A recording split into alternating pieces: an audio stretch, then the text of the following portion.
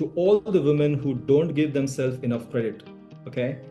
Be compassionate to yourself. This means appreciating how far you have come in your life and things that you have achieved instead of constantly reminding yourself how far you still have. Sometimes we don't give ourselves the credit of how far we have come in life. And uh, we just be really harsh on ourselves. We talk to ourselves in a way that we would never talk to anyone. I mean, we sometimes say things like, oh, I'm not enough. How can I do this? I'm stupid. And if I ever catch anyone saying that, I'm like, hey, don't talk to yourself like that. I mean, just say that. Yeah, don't talk to yourself like that. And I remind them, would you tell me that? They're like, no. I'm like, why are you telling yourself that? Like, it's okay. You faltered. You made a mistake, and that's okay. So just saying it again.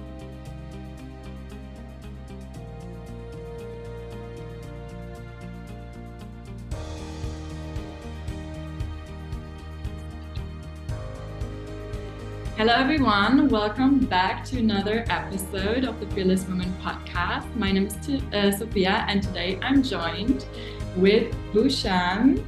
He is a wonderful, sweet soul that I've known now for over a year now. And I'm very excited that he's here today. He is a values alignment coach. And I would just hand over the microphone. And Bhushan, would you like to introduce yourself? Yes, thank you, Sophia. I'm really excited to be here today, and thank you so much for this wonderful opportunity, I guess. So, yeah, to all your listeners and viewers, I'm Bushan, and I'm a value alignment coach. And what that basically means is I help busy professionals and busy people who basically juggle with multiple responsibilities to find the balance and fulfillment that's usually missing in their life. Over the last 1 year, I've been working with working professionals, entrepreneurs, also women, homemakers, and basically helping them understand what their core values are and then align their actions and decisions with those values so that they can get more clarity and confidence and purpose. And it's been an interesting journey for me because I this is something I didn't know I wanted to do in my life. Like I'll be 40 next year in February. I would say when I turned about 36, 37, that's when I started to kind of explore myself and what I want a little bit more. And value alignment is something that really resonated with me. So I'm so glad that I am on this journey, and I'm so grateful for the support I receive from my family and my friends. And it's that really fulfilling and rewarding feeling that when you help someone really understand who they are and what they want and how they can really improve the quality of their life. And that's really something that I can wake up every morning for. Nice. Wow, thank you. So I guess like everybody has heard the word values in their lives. So would you briefly like to explain what are personal values and why are they so important for us? Yeah, no, that's a great question, and I think it's important you're asking this at this stage of this podcast because what would you work towards if you really don't know what it is actually meaning for you and what it actually means to you, right? So, in a nutshell, values are like compass. Imagine yourself getting lost in the woods. If you have a compass, it may not show you the path, but it will definitely show you the direction. So, Mm. values play that role.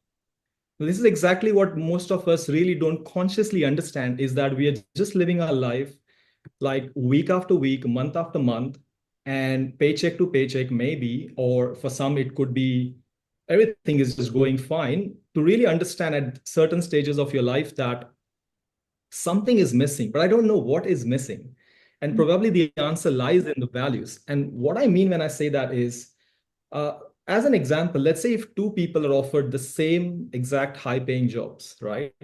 One person might think that, oh, I want to take up that job because financial security is something which is extremely important for that person. But that does not necessarily mean that another person who is getting offered that exact same job or a high paying job will accept that because that person may value freedom and creativity and don't want to get trapped in that corporate structure. So no one is wrong or right here, but what makes sense is to really understand what your values are, because then when you take those decisions, you're most likely to stick to those decisions and not regret, oh, why I made those decisions in my life, because you know why you made those decisions, what your values were.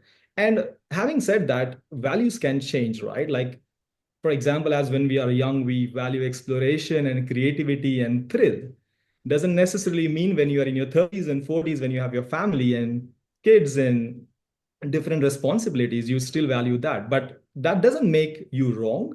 It just makes you evolving consciously with time and understanding what that truly means. So I think that's extremely important. And for something that I've experienced personally is when I migrated to Australia. So I was born in Mumbai in India. I migrated to Australia in 2014, right? And most of my life I worked in retail. Now, when my daughter was born in 2017, things changed for me because what I valued before she was born was maybe working in retail with extended hours and making sure my team is performing and putting their extra efforts.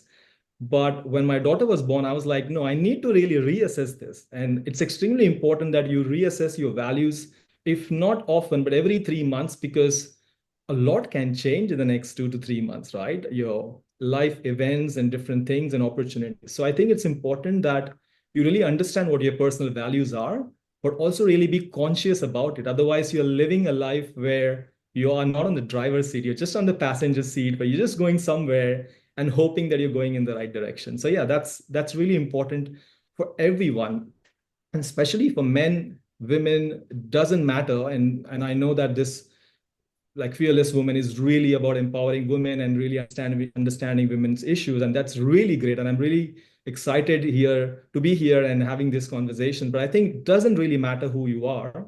It's really important that you really align yourself with values. And some of the things that you can really ask is, what do I truly value? And how and what can I do in order to make sure I do things which are in alignment with those values? So I think it's really important to know your personal values. Yeah. Yeah. Wow. Well, first of all, thank you for sharing your own little story of that, of how you changed when your daughter was born. And also, I really love the comparison to the compass. I think it's like really nice to then being able to understand what exactly the values mean, what exactly values mean, like where you need to go, right? Even though you don't know is the exact same path. So how how do values actually shape our everyday life, or how can they shape our everyday life? The decisions that we make, they may be big, they may be small. How can they do that? Yeah, that's a really interesting question. And I think it's easier said than done. Like I can talk about values, but then to all your listeners, you'll be like, but Bushan, like I have these random meetings that come up. I sometimes I'm in the middle of the work and my daughter like wants my attention. Like, how do I really stick to my values and what do I do? I think one of the things I've realized is, and I like analogies and I really look for answers in the nature and things around me. One of the simplest way to really understand values is they are like roots of the tree. In the exact same way, the roots of the tree keep the tree really stable, and even there is wind or a gust of wind or storm or whatever, and if the roots are strong, the tree is going to be like stable, and maybe a few branches fall off here and there, but it gets that grounding balance, right? So it really acts like the roots of the tree for us. The values are like the roots of the tree, because then if we are really conscious of our values, exactly, we know that even if we falter somewhere, if you make the wrong decisions, we can always check, hey, I made that decision, but was that in alignment with my values?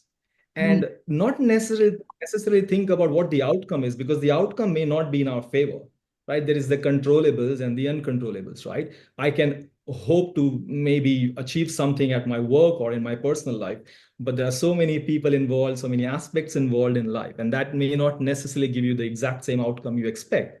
What is important to know is really pay close attention to how you're progressing in those decisions and how you're feeling about it and how they align with your values. Like, for example, if I give my example, I really value genuine connection. There are three values that I keep on the top of my list, and we'll talk more about it, but just for the sake of this. So, genuine connection with people is I really explore and enjoy. Now, what that basically means to me is when I'm talking to people or meeting my friends, I don't have my phone with me because then I don't want to be that person who is on my phone. I'm talking to another person, and that's like that's me without telling that person, indicating that, oh, you are important, but not as important as my phone is or the messages on the phone are, right? So these are the small things you really need to be conscious about. And one can think, oh, but that's okay. He or she is my really close friend. She understands. But yes, but you're missing out on so many important emotions and feelings. Like, can you imagine like talking to your best friend, but you can literally, and I mean, not literally, but like hear the heartbeat and emotions and feelings and every aspect of it, right? Wouldn't you want a life like that for yourself? So I think that's really important. And just to give you some examples, like last during the Diwali festival, I mentioned like, I was super busy and like socializing and all of that stuff, and my energy was getting drained, right?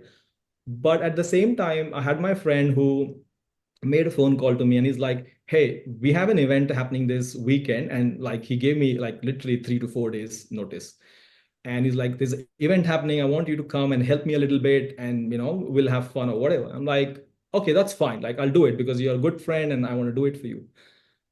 And then when I hanged up that phone, and I was like, wait a second, I said yes to this person, but I am physically so drained. Even if I make it to that event, I will be lost in my thoughts, completely drained, and I wouldn't have any idea what I'm doing. I sat with that feeling. I called him the next day and said, hey, look, I would really love to be a part of that event, but this week has been really tough for me and it's not going to help. So I hope you understand. And I don't want to be there and not be there. You know what I mean? Like you're physically there, but you're mentally somewhere else and you're just doing it as a favor. I think it's more important to also understand when you say yes to certain commitments which are not in alignment with your values, you're saying no to something. You don't want to be saying no to something which is extremely important for you. And it goes both ways. You don't want to be saying no to things which really are important for you and valuable to you just because you have said yes to something which is out of pressure or peer pressure or societal pressure or family pressure and stuff like that. So I think it is extremely important to understand that when you have those big decisions to make or small decisions to make, you always check in with yourself and don't have the feeling of guilt of saying yes or saying no to anything really. So yeah, that's my view on that. Okay, so this is super interesting. Thank you for sharing that. And I just want to go back a little bit because you touched on the analogy of the tree, like the branches, they may some of them may fall down. And the example that you gave with your friend is is an example of you struggling with, aligning with your own values. So is that how you usually approach those situations when you struggle with that? Like, or what do you usually do when when it kind of clashes the things that you say yes to or no to, and then it clashes with your values? How do you get over that? How do you find that maybe the confidence to, go for yourself and not for something else, the people pleasing kind of thing? Yeah, I think that's an interesting question because I've read this research somewhere where a lot of the life that we live is lived through a subconscious mind because we are so habituated to a particular way of like you always wake up from the same side of the bed and the same activity do you do in the morning, and more, I think around 80 to 90% of our week is like quite repetitive, and one has to understand that uh, whatever information that we have in our brain, in our mind, like about a person or thing, is through five senses. Right? These are the only way we can receive any information: what we see, what we smell, what we taste, hear, and what we touch. So these are the five senses which give us. This is like the data getting in like input in our brain. Yeah. Now, having said that, I also read another research that was done with sports people. Yeah. People who play tennis, people who play cricket and different sports. And they did brain scans of people or sports people, the person who was not as successful as the others. What they interestingly found is when, like, for example, I'll give an example of cricket because I follow cricket a little bit. We have a very, very popular player called Virat Kohli, and he's really good at his game, right? Now, whenever they did the brain scans, the first 15 seconds of the brain scan of when, for example, this sports person really plays well or does not play well or whatever is happening in the game has a significant effect on the mindset that we develop and really helps us to be successful or not. And what I mean when I say that, the interaction that we have with ourselves in the first 15 seconds about whatever we watch, whatever we see, people we interact with, we kind of giving information to our subconscious mind. So for example, if I'm traveling to work and I know I'm not supposed to take a particular route because that is always busy, even though if my friends tell me that no, that's not busy anymore, my mind is like, no, stop, you know it's busy. No, don't go that route, it's busy, because that's what the subconscious mind has done to yourself. I guess answering your questions, how do I keep in alignment with whether to say yes or whether not to say yes or no, is really understanding and reflecting on what is currently happening in your life. Because if, for example, if the week has been really busy, and I might make the way I did it last week, like I make the mistake of saying yes to someone, but I have worked on my personal journey that I don't hesitate to say no by calling back again. But what people might not do always is they don't support it with why. And what I mean is, hey, I said yes, I can't come, I'm busy. But they don't elaborate more on why I'm busy, what has my week been. So giving that other person certain perspective will make them understand, like, oh, I get where you're coming from. And I know that you can't be coming there because you're not giving you 100%. So I think when we are spending time with ourselves, it's important to kind of reflect on how the day has been, how the week has been, what are some of the wins, what did you struggle with, and you get those answers because we live a life which is so busy. We don't have a chance to like even sit alone by ourselves and reflect on things. And as I said earlier, like you don't want to be on the passenger seat, you want to be on driver's seat. You want to reflect on your wins, what your strengths are, and how you can grow. So I think that's one of the way I do that. Okay. Wow, that's super interesting, and I didn't know that about the study that you read. So I guess my question now would be if somebody has never really thought about that, has never been Mhm. questioning their own values, not like putting the effort to really identify them, what can they do Mhm. like to identify them? Yeah, there are a lot of ways to do that. I think one of the ways to do that is really ask yourself, what makes you really feel proud? What you do when you're like your best version of yourself, when you are uh, really very happy, when your eyes light up, and when you're really yourself. So, what is that you do? When I say you do, like it can be your profession, your vocation, or your weekend activity you do. What do you really, really, really value? Yeah. The, and the answer lies there. You can really, and again, you have to be really alone when you're doing that, and you really be reflecting in within, and not really have that preconceived notion that, oh, no, this is not who I am, and this is what I've not done, and stuff like that. Because a lot of things that we haven't tried, but we wish we continued as when we were kids or when we were teen, and we that never happened. Like maybe someone may have played a guitar when they were teens, and then life happened and they stopped playing guitar, and then that could be a passion they want to pursue. So what makes you really feel proud is one way. I think the other way to understand also is what situation frustrates me, because one is knowing what I want in life is one way to go. The other way is what I don't want in life. And sometimes we don't think that. And sometimes only focusing on what we don't want in life can really reveal a lot of answers. can make way for what we want in life. So I think that's another one that you can ask. What really frustrates me, or where do I not really shine or thrive? That's another way you can do that. And I guess another way is, what do I want to be remembered for? If my family wants to talk about me in my absence, or my friends want to talk about me in my absence, what will they say? Is Bushan a really kind person, or he's really adventurous person, or is he something who is always there to help? Like what they want to say about you. And ask your friends and family, like ask them, like if I was to come, or if you were to come to me for an advice or anything, what would you trust me on? Yeah. What is it that you will give your trust and 100% to me that I can help you with your advice?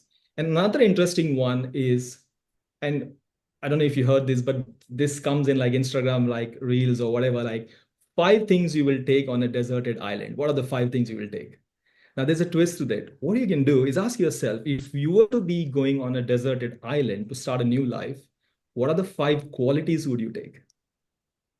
What is going to be super important for you that you will take to start a new life?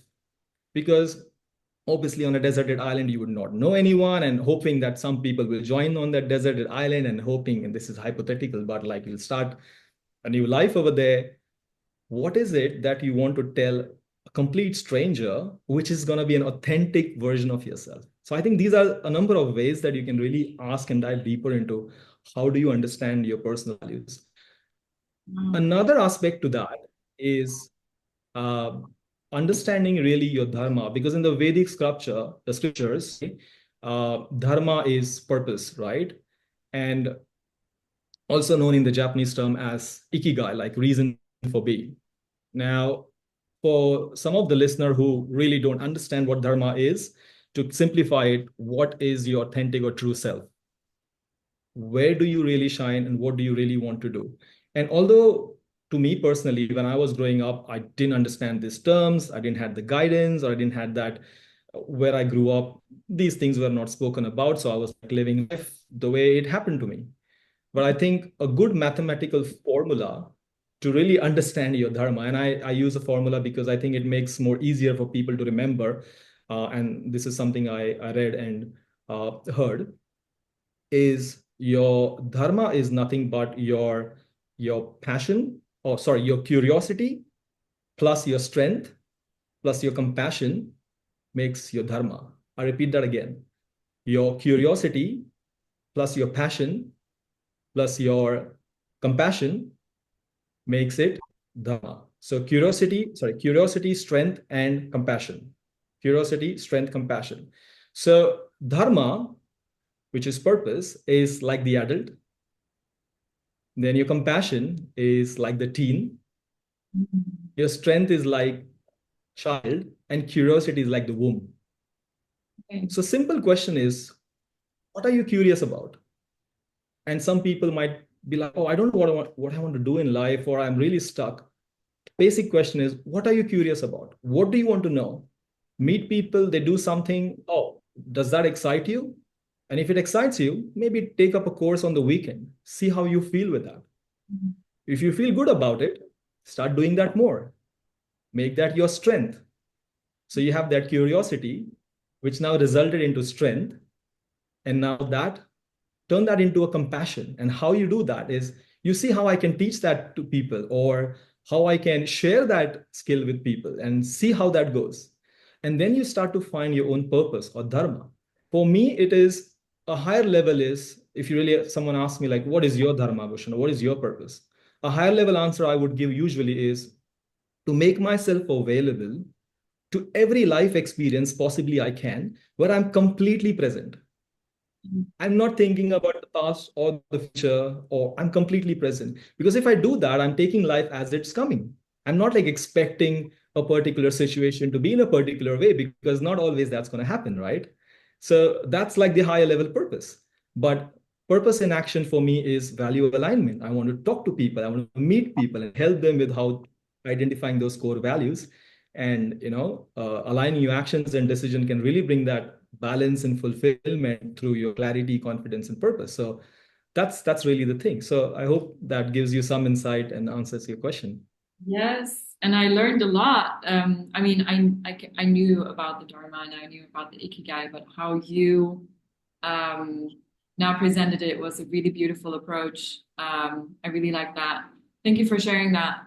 And so I'm just thinking when somebody is not following their values, when they're doing something that speaks against their values, why do you think they Mhm. do that? Because let's say somebody is very aware of, okay, my values are XYZ, but I'm still doing something that is going against it. Why do you think people do that? And have you experienced it too? Oh, I have experienced that myself. Yes. There could be a number of reasons. Now, some of the things that come to my mind would be you're giving yourself a lot than what you can. That means you're making yourself available to people and different scenarios out of pressure, whether it's family pressure or societal pressure or whatever that looks like. And I think it also goes back to how your childhood has been. So, for example, if someone's childhood has been, and I'll give an example of a girl child, and I'm not necessarily saying that it's always the girl child, but in some of the cultures, it could be difficult where, oh, you study at until a particular level and then get married and start your family and stuff like that, and then make sure you look after your husband and the family and things like that, right? And if you have your past like that, your values then get ingrained in a particular way where even if you want to do something outside of that, unless you really worked on yourself and you worked on your subconscious mind and how it can really restructure itself, it becomes then difficult because one has to really understand you can only give what you have. And a lot of like mothers or wives, they do more than what they really can, and I think what lacks there is a sense of communication. And this is exactly what I really enjoy my relationship with my wife, because a lot of people say, oh, a relationship of a wife and a husband or partners is like 50-50. I say no, it's not 50-50. It's whatever I can give. It could be 80-20, or it could be nothing in that moment. And what I mean when I say that is I could be really frustrated from a long day of work and things didn't go well. She could be equally frustrated with her work. I can't be available 50% because I can't. I don't have that capacity, right? And I can't make her available for me in the exact capacity that I expect it to be. And that goes both way. One thing we can do is we can take a break and talk to each other and say, hey, you know what? Let's revisit this conversation later, or we can talk about it now but still not give 100% and then get more frustrated and say, oh no, but my thing is more important, but oh no, but you don't understand, this has been more difficult for me, and it just not doesn't go in the right direction. So I think for some of the people it could be what your experience has been as a child, and some people it can be just the way you've programmed yourself. There's another interesting study I read about neuroplasticity, and I'm not a surgeon. I'm not into that, but I can only share. So please don't, to your listeners, anyone listening to this information, don't quote me on that because this is just a general information I've learned and read. Is we have the ability through our thoughts to restructure our brain, which in other words is neuroplasticity, which in other words will restructure our thoughts, which in other words will restructure our reality, Can you repeat right? So we have, yeah, we have a habit of thinking in a particular way. that? And as a part of that study, which I read, and this is which really blew my mind, our human body has cells. Every cell has, I mean, billions of cells, I would say. Every cell has molecules. Every molecules have atoms. And if there is atom, there has to be energy. And if it has energy, which means all the billion cells have energy. So through my thought, if I train my cells in a particular way, which literally I'm not training my cells, but if I'm training the way I think, it's getting trained in other way, right? if I train my mind to think in a particular way, I'm training my cells in a particular way, which means it will then start to react in the way I want. Because my reality right now is because of the thoughts I have. Yeah. And if I want to change the reality, I need to change my thoughts. So there are a number of ways to do that. Meditation is one. I am a really big fan of meditation. Again, when I started meditating, I really didn't get the benefits. But meditation is like, just do it. You will start to see the results. There will be a threshold. You'll start to see the results. And some of the meditations I can suggest is guided meditation, because then someone is talking to you, guiding you through a journey rather than just music, because then you can get lost in thoughts. And if you get lost in thoughts, that's okay. That's how you start. But meditation is one. Gratitude is a big one. If you're really grateful for what you have, and in the most genuine way, like in the Vedic scriptures, like we have this gratitude moment now, and okay, gratitude and hashtag gratitude and show gratitude towards what you have. But that has been in the Vedic scriptures for like thousands of years. And that's why one of the practices that I do in the morning, the first thing I do in the morning is I pray to the elements of the universe, which is the earth, water, fire, air. So thank you, earth, for giving us, like, for allowing us to walk on it. Thank you, air, that we can breathe. Thank you, water, that we can drink and keep our bodies clean. And thank you, fire, that we can cook food and keep our body warm and stuff like that. So that is all in the Vedic scripture. So I think it's more important that before you also start creating a to-do list of what you want, start creating a to-be list. What I want to be in order to do. Because tomorrow I could be flooded with 100 opportunities, but am I ready for that? I don't think so. So what I want to be before I can do. So the number of ways you can really think about this, but yes, that is, I think, the reason why people sometimes struggle to really, align their values. Wow, that's very powerful. Thank you for sharing that insight. And I think it kind of like now opens up the next question for what if, to like in a relationship, no matter what kind of relationship that is, with a partner, with a family, with friends, mother, child, father, child, whatever.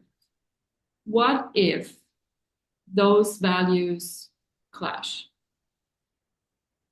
What can we do? And how can that conflict be resolved?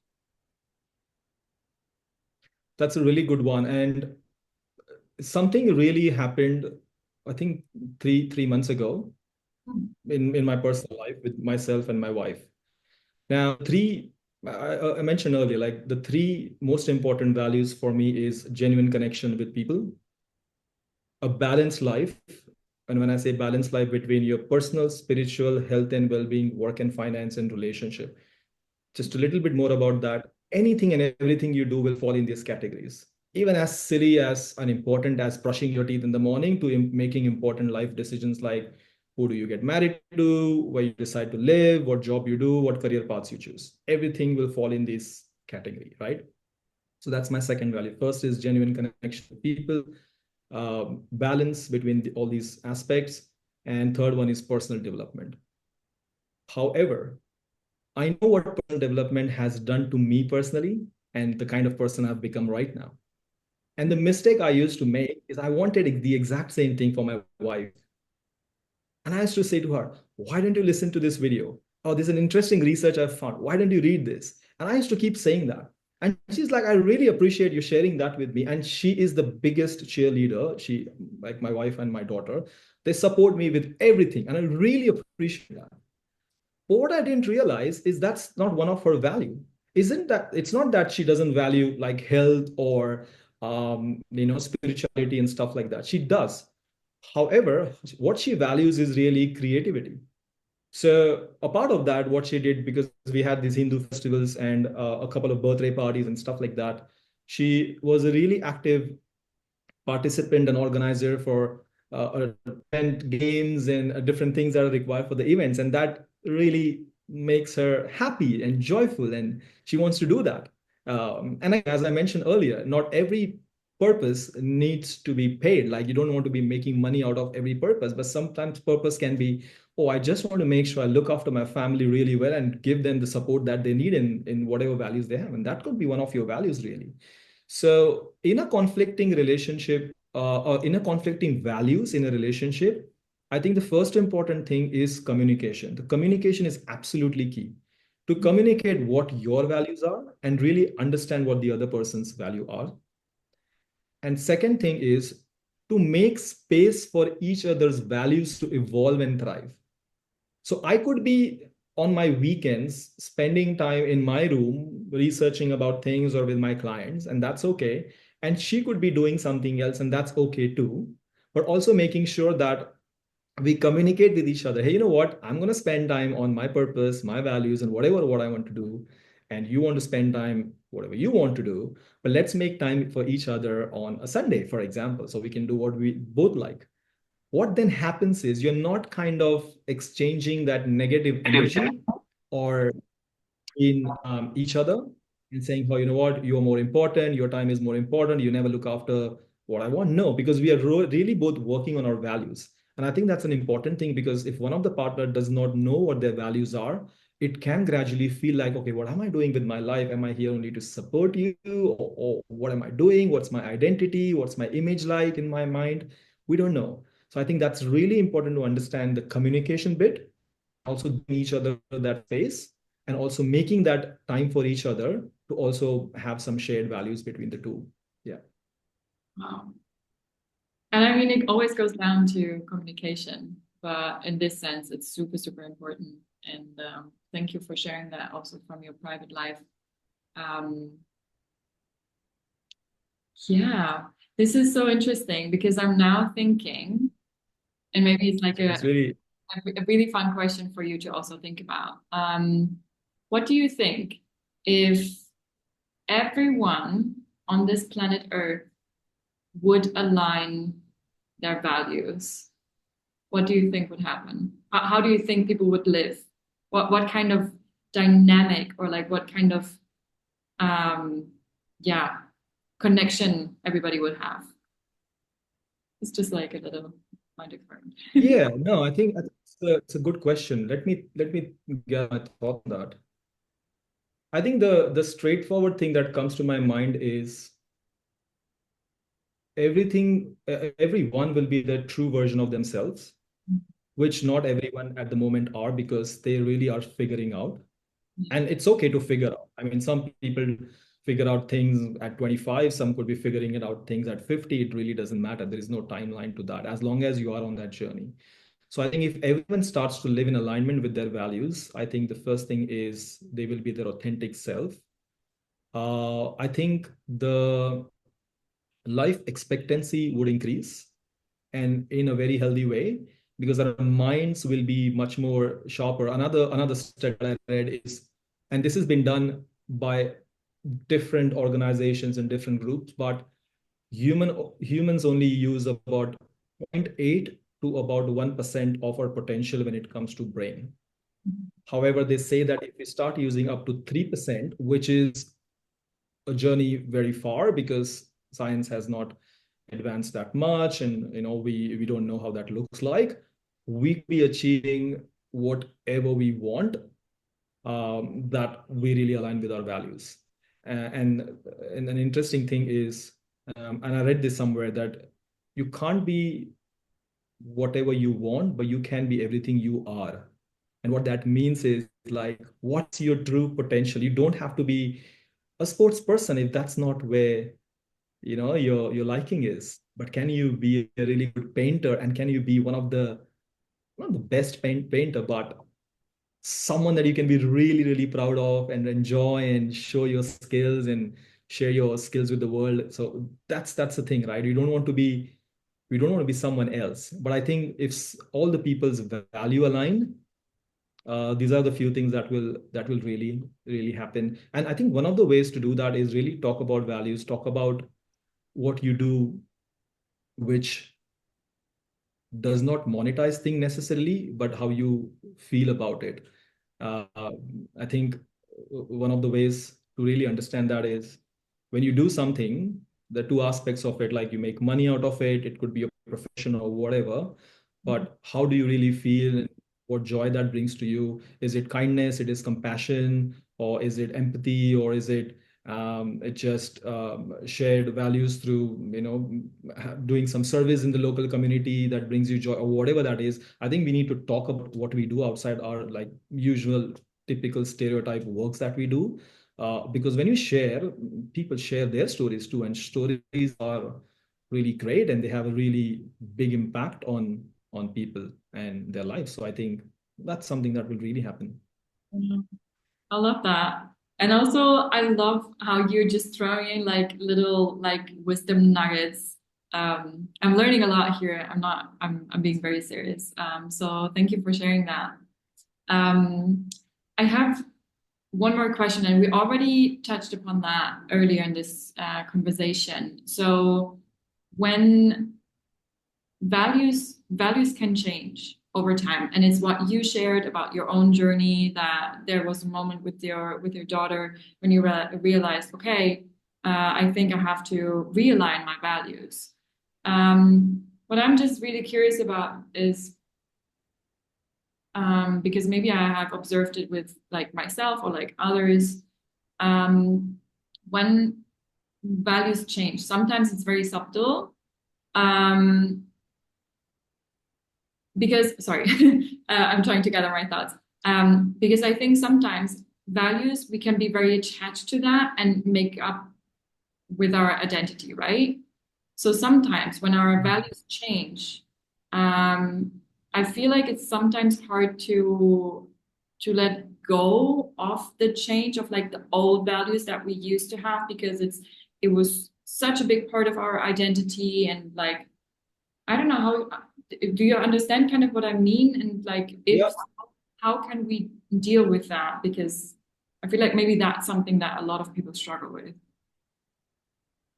Yeah. And I know where you're coming from, because as I mentioned earlier in the conversation, like growing up, your value could be thrill and excitement and adventure. And you happen to be in a relationship where you kind of relook at your values and change your values, and uh, want to find that stability and financial security and a stable job, or whatever that looks like for you. I guess if you're coming from a perspective where how do you deal with that? I think we need to understand, and this is again, I read in one of the studies that when we speak to ourselves, or when we just in our own thoughts, and we just thinking about someone or ourselves or our day or whatever that looks like, when I speak to myself saying, oh, I did this today, or I want this, or I want to meet that person, or when I use uh, we're talking to ourselves, right? But when I say, what does Bushan wants, or what does Bushan really look forwards to, we are really talking to a part of us which is really in there, suppressed somewhere, which is really the authentic version of ourselves. And the way our subconscious mind kind of works is, and we never, like, you would never say, hey, Sophia, you never say that to yourself, right? You always say, hey, this is what I want. But when you say, hey, Sophia, subconscious mind, like, oh, wait a second, I'm not used to Sophia calling herself Sophia. So what's going on here?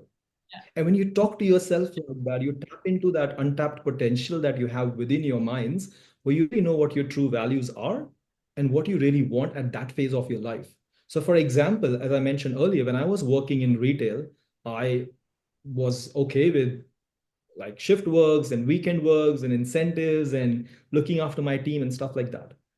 But as I also mentioned, that we receive all the information through our five senses. What I was seeing in front of me is my growing daughter, right?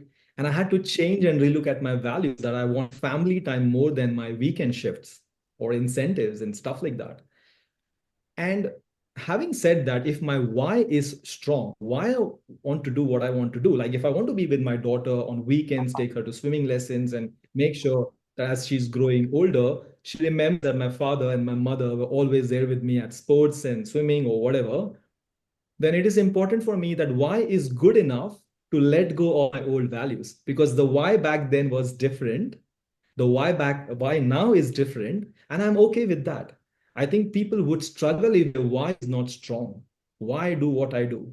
Like, for example, if someone tells me, hey, on a weekend, let's do bungee jumping, and I'm shit scared of bungee jumping, by the way, I don't value adventure, I can tell you. And I can easily say no and not have regret about it because who cares? I'm not gonna jump bungee jump anyway. I was not planning to do that anyway, right? But if someone says, hey, you know what?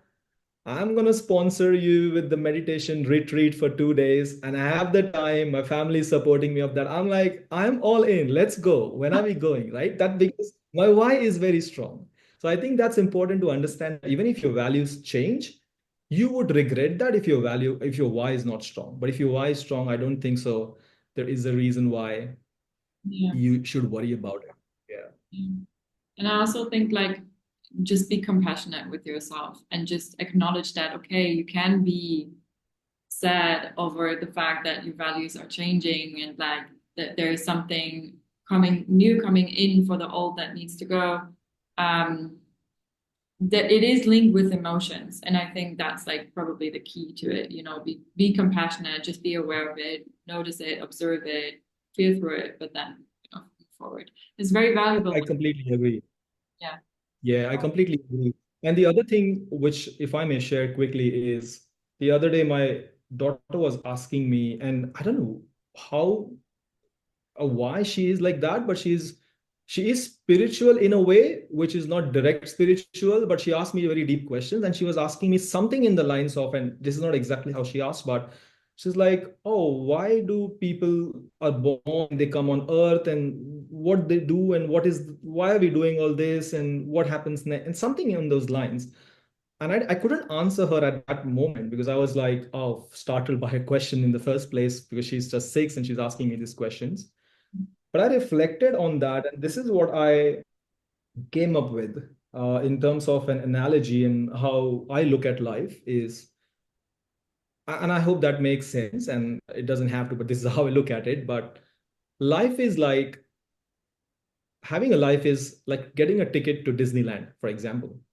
Now, let's say if you tell me that, hey, you know what, this is your 1 day pass to Disneyland, right?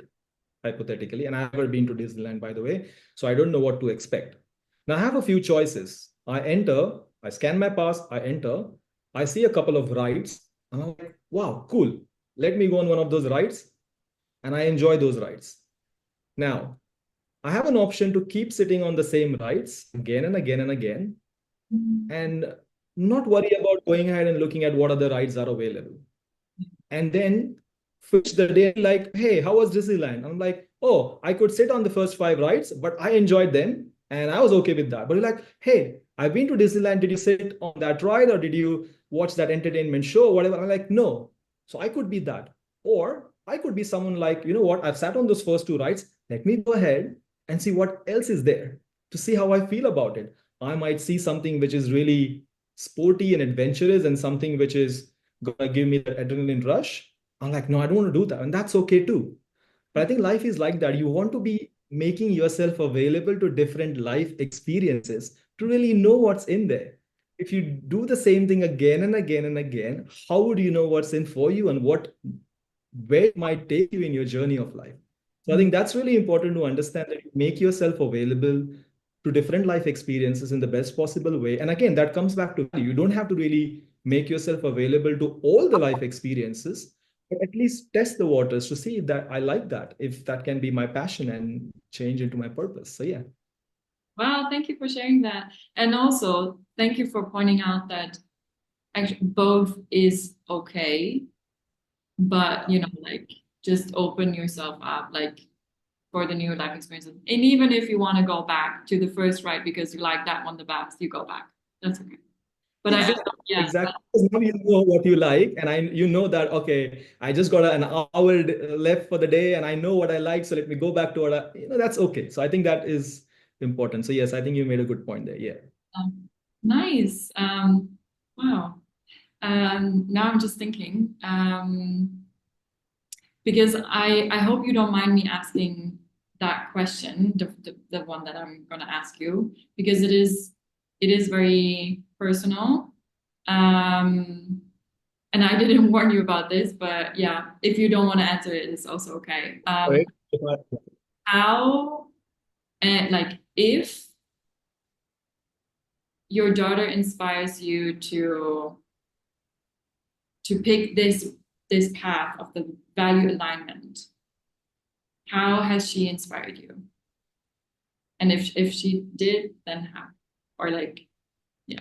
I know the question was No, not no, as good English topic I just would have trying to think of, no, no, that's fine. I'm just trying to think of ways she really supports me. I guess the most important thing which I've done with her, and I do consistently do that is I speak about things to her which are not her age appropriate, but which are fine in the sense I'm talking about the maturity level.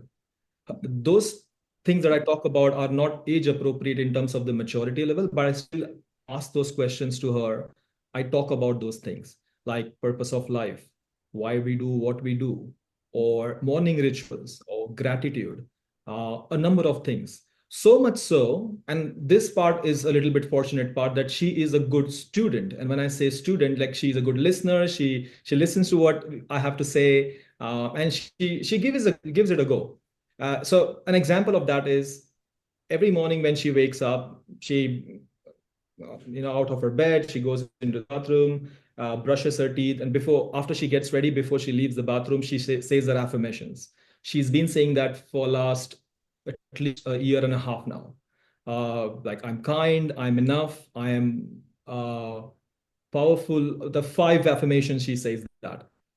Now, when she started that, she was, I think, 4.5, I think, or 5 years old, I think. And then she was just saying it because I wanted that to be a habit.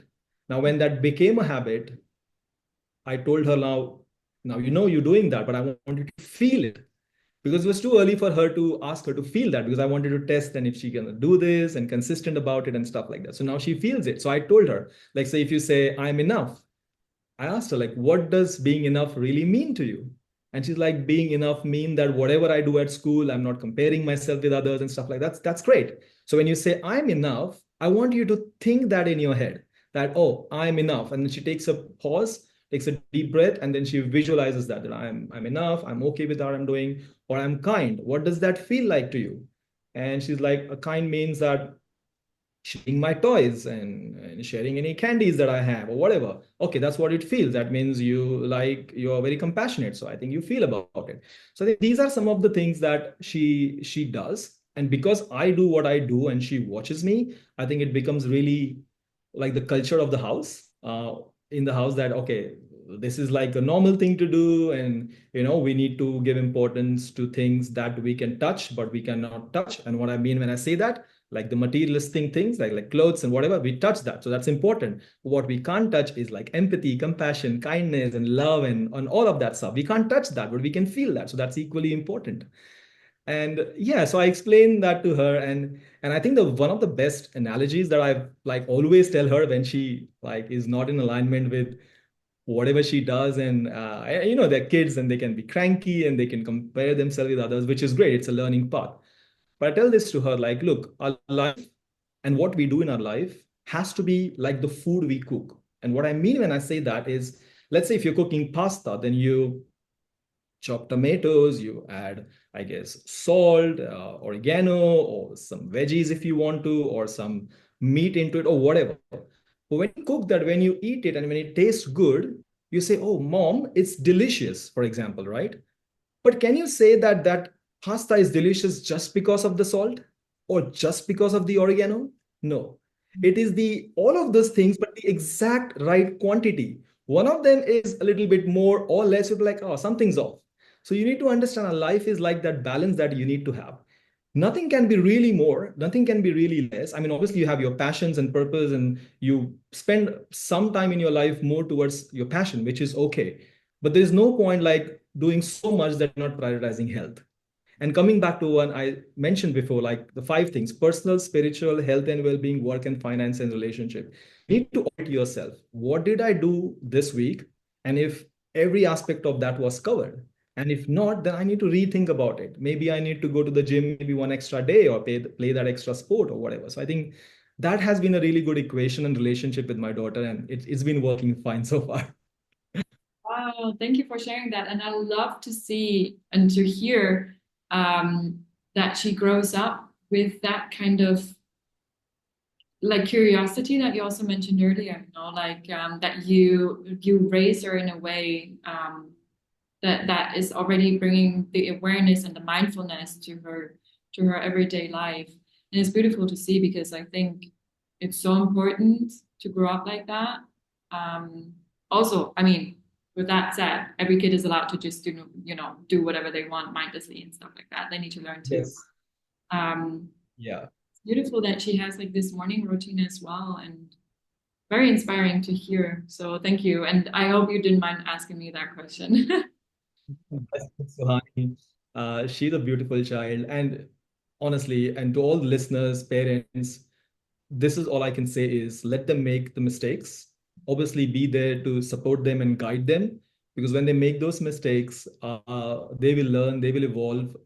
Do not try to hold the strings or attach strings to them and just steer them in a direction that you want them to go. And in a certain way, it's important you guide them, but also I guess let them make those mistakes. And when they make that mistakes, I think one of the things that work for me and my wife is we make up stories. So, for example, if she makes a particular mistake, we're like, hey, you know what? When I was 7 years old, I made the exact same mistake. So it's okay. I may have not done that. I don't even remember, but I make up that story so that she feels, oh, it's okay to make that mistake. It's not a big thing. Dad has made that mistake. Mom has made that mistake when they were younger. What that does is it takes away the authority of a parent, and you're coming to their level and talking to them as if you are a child and you've been through that, and that's okay to falter. And I think that's important. So yeah, it's really important to how you kind of structure their journey, but not also holding them too much to your values and what you want them to have in the same place. Yeah. Thank you for sharing that and also like to bring that message out there. So I would say we move toward the end of this interview, and we have like a few closing questions that are a little bit more lighthearted. So yeah, I'm up for it. I'm actually more nervous for this one than I was at the beginning of this into this well, I think I think you will be doing great because knowing you and how you love to empower women as well. Because I was collaborating with you on Mother's Day, which was a huge honor, and I really thank you for it. Um, the first question would be, who are some fearless women who have inspired you? Ooh, the first person that comes to my mind is my wife, uh, who has inspired me immensely. And the reason I say that is because I went on my personal transformation journey and personal development journey 4 5 years ago. I started that journey and I didn't even know how to start. But I think she was the person who was the who was the guiding soul when I needed the most. Because when I enrolled myself into Shetty certification school, as probably you also did at the same time, we were in the same batch, which I was really fortunate to be, working along your side and seeing you in some of the catch-ups that we did. I was not going to register myself because I stumbled upon videos from Jay Shetty a couple of years before that, and I was kind of exploring my options and what I want to do and a lot of stuff. But then I happened to see this, I guess, ad or something that Jay Shetty has a school and you can be a life coach and all of that. And obviously that enrollment involved money and all of that stuff. And she's like, look, you've been following Jay for a couple of years now, and I can see that you spend time, I mean, reading stuff about personal development and a lot of stuff like that. So I think you should do this. I'm like, are you sure? But there's money involved and time and commitments. And Suhani is still young. And she's like, look, everything will happen. We'll talk about it. We'll have a plan and we'll do that. And I'm so grateful that she supported me. And I'm not saying that I had to ask her permission or stuff like that, because we take all our decisions together because we have a life together and we want to make sure that none of us are like really overburdened with any other responsibilities really. So Yeah, and I think she's inspired me in ways that is not directly evident, but in small things that she does, like making sure that the family is well looked after, she's staying healthy, and she is also looking after my parents when I'm not available to look after them, or whether it's to a telephonic conversation that she has with them, and a bunch of other things that she does. So I think she is one of the person that has really inspired me a lot. And I have a lot of other friends in my group. They have inspired me in some way or the others. But yeah, I think that one person that definitely comes to my mind is my wife, Kripali. And I'm eternally grateful that she is the way she is and couldn't have asked for any other better partner than what she is. Beautiful. Shout out to your wife. Love that. Very kind. Thank you for sharing that. So yeah, the next question would be even more lighthearted. If your life was a movie, Bhushan, what would the title be? Oh, something pop up on my screen. Sorry. Oh yeah. What would the title be? Ooh, you didn't give me a brief about this one, so you're getting me on the spot there. But I like that. I like that. I never thought about that. Uh, can it be a long title? I don't know. This is what is coming to You my can mind. whatever you want. I can give a couple. I can give a couple, I guess. Uh, a man who tried. That's one. Or always kept trying. Um, the other one that comes to my mind is um, man who loved deeply, not because someone wanted or needed it, but he had so much to offer. I know it's a long name and no one is going to come and watch that movie. I can tell you that. Oh, But love is one of the, like, I guess the foundation of whatever I do. And when I say love, well, some people might think, oh, is he talking about romantic love or whatever? No, love is just love. Romance is just like an aspect of it. And then compassion is an aspect of it. Empathy is an aspect of it. Care is an aspect of it. Like I love my friends, like, and I make sure I tell them that I love them a lot. That doesn't mean that I'm expecting anything else other than pure and love and affection from them, and making sure we have a good time, right? So that's what I mean when I say love. And yeah, I think love not because someone needs it or wants it, but because you have so much to offer, I guess. mm. And don't say that nobody would watch that movie. I would watch it because the title is beautiful. Beautiful answer. I think Yeah. that's going to be a private. But yeah, Okay. I like. So the closing question before we go like to the formal part of it is if you have any advice for our viewers, what would it be? I'm glad you asked that question because I actually prepared a bit for that. And I am just going to read that because I don't want to miss out on anything.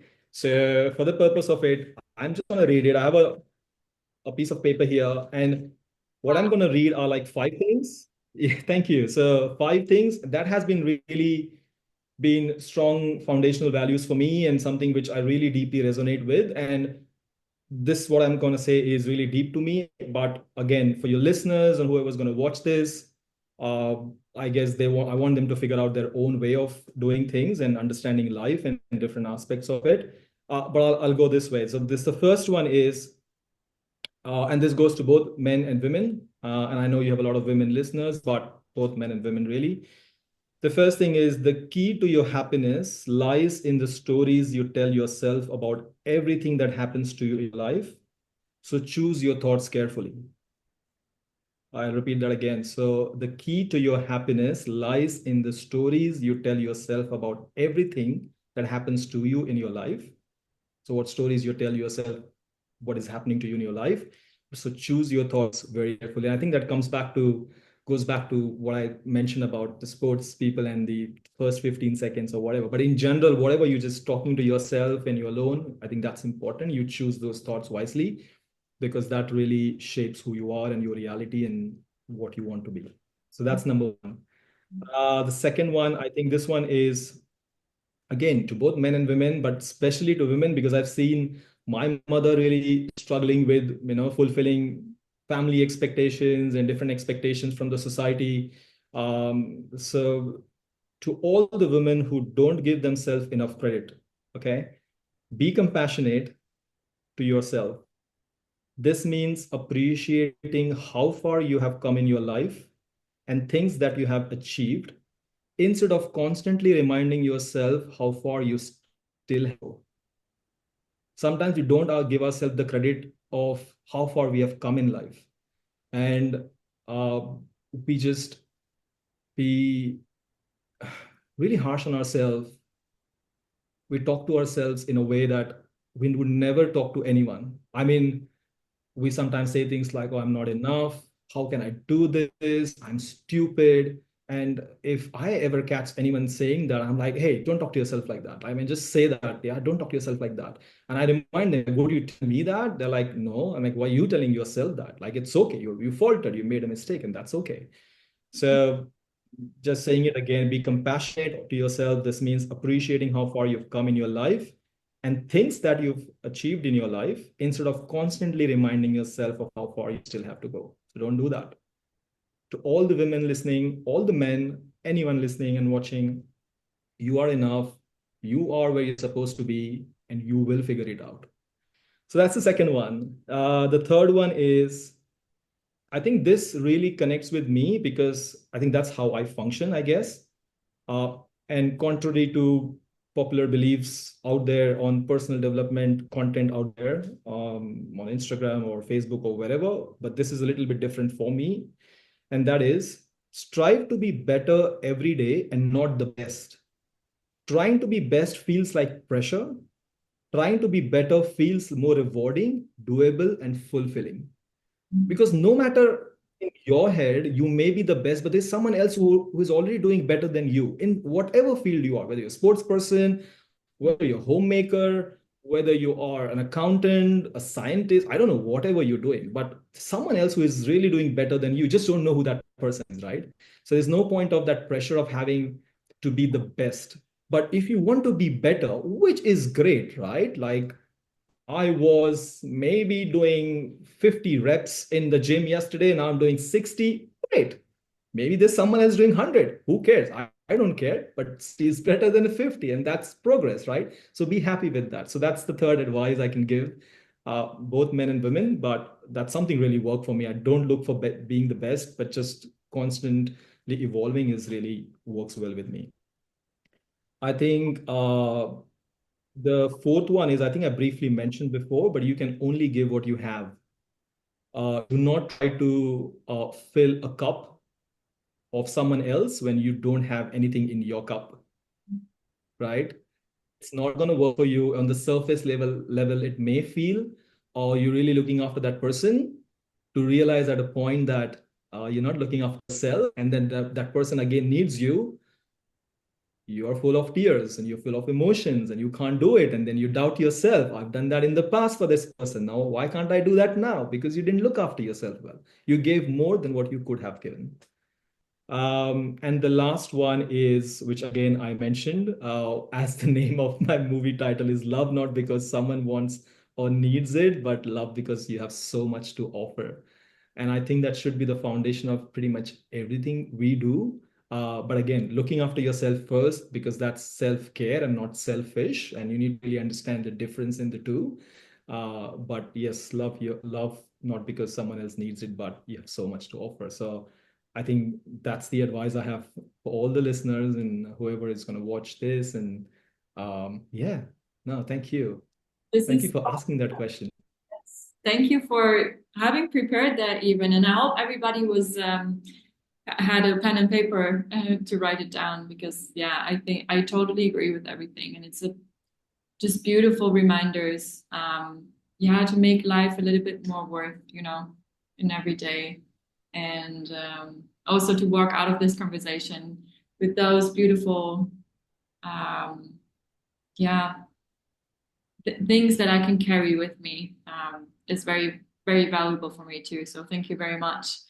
Um, No, I think thank you, Sophia, for this wonderful opportunity because I've seen your journey and I follow you on Instagram. And I think in the Jay Shetty certification school, I'm not in contact with really anyone as much as I am with you because we collaborated on the Mother's Day reel that we did. We are collaborating now, and I'm following you actively on Instagram. And I think you're doing an incredible work for yourself.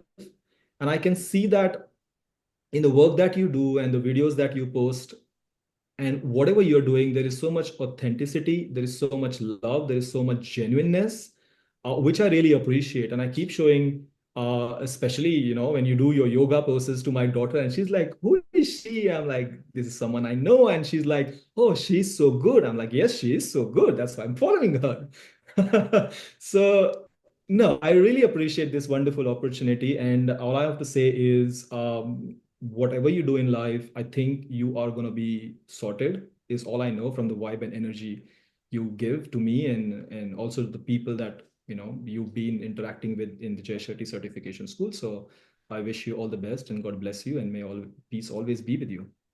Thank you so much. Oh my God, that means so much to me.